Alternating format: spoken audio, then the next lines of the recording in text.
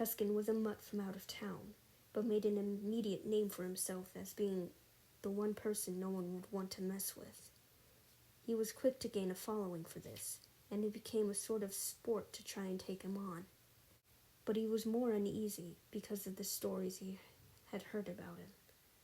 The main story being that he pulled out a guy's teeth with pliers and tossed them into a body of water. Though he was uneasy, he didn't want to be seen as a wussy coward and kept a brave face. Yeah, sounds cool. Great.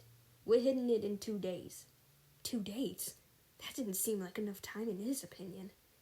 But he kept his misgivings to himself as his group talked and continued messing around. He joined in for a while, before ultimately deciding to leave the room and go home. As soon as he stepped into the dark street, he was encased with the raw cold and had his skin sprout with goosebumps. He coughed into his hand and began walking down the dark, trash-infested street. He passed under several yellow, flickering street lights before he almost came upon one that was broken down for a while. It never lit the sidewalk below. While it wasn't the first time he walked these streets, he felt there was something off this time.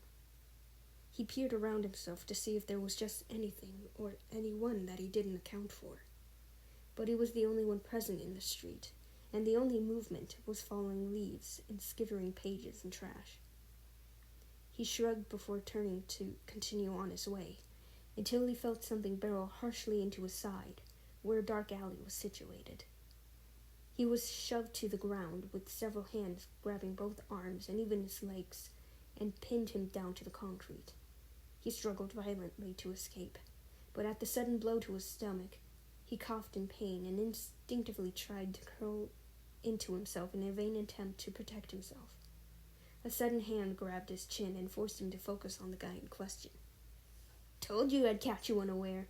You're just too easy."